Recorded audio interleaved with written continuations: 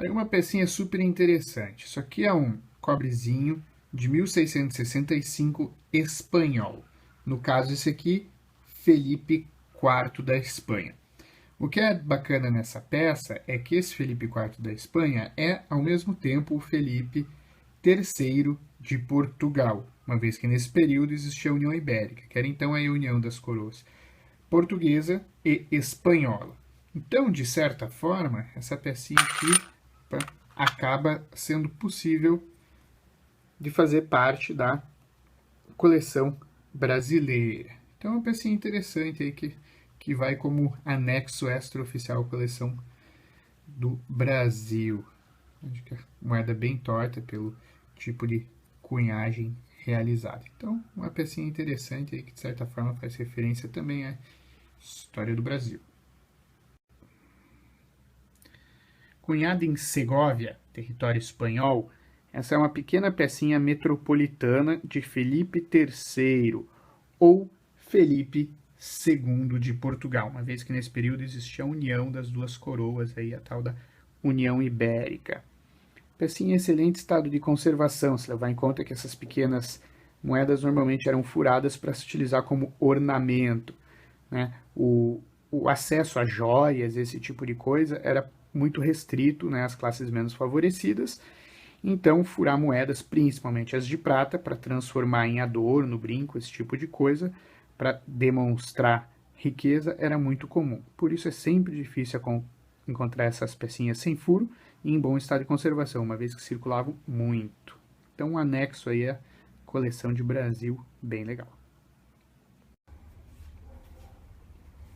Aí uma pequena moedinha de cobre, Brasil Imperial, essa aqui 1828, feita na Bahia. Então o menor valor que você tinha em cobre, moeda super fininha e pequena.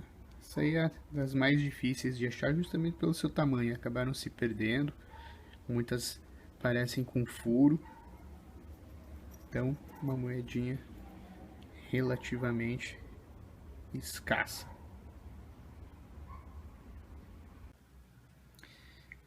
Dentre as diversas casas de cunhagem existentes no Brasil, com toda certeza que a gente tem a documentação mais escassa para a compreensão da sua história é a Casa de São Paulo. Aqui temos um exemplar dessa casa, de 1828, para ver o SP logo após a data. Então, moedas fracas, né, regionais, ou seja, com peso inferior a R$ 80, feito na Bahia e no Rio de Janeiro, e também com cunho bem mais grosseiro. Interessante também pensar que São Paulo, então, no período, englobava a região que hoje é o Paraná. Né? O Paraná só fundado em 1853 por Dom Pedro II. Então, essa moeda regional aqui, de certa forma, pode até ser considerada também como paranaense, uma vez que o Paraná era São Paulo. Então, pecinha bem interessante da Numária brasileira.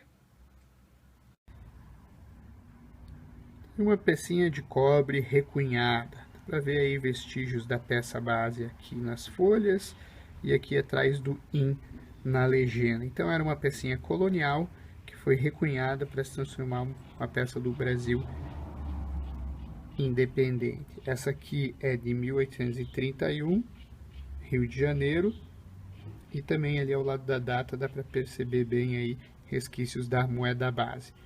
É uma pena que não seja possível identificar com precisão qual é essa moeda base, porque a data dela e demais características não são visíveis, mas temos evidência suficiente para pelo menos saber que se trata de um recunho, o que já é bem legal. Para além das moedas, aí, a numismática também acaba se detendo às medalhas. No caso aqui de hoje nós trazemos uma medalha brasileira de 1937, comemorando aí o advento do Estado Novo, ou seja, a instauração do novo regime, um governo autoritário nos moldes aí do corporativismo fascista europeu que era em voga aí no período, colocando então Getúlio Vargas aí como chefe do Estado com amplos poderes. A gente pode ver a figura de Getúlio Vargas, presidente dos Estados Unidos do Brasil. Então, uma pecinha bem interessante aí, fazendo referência a um dos períodos ditatoriais da nossa história republicana.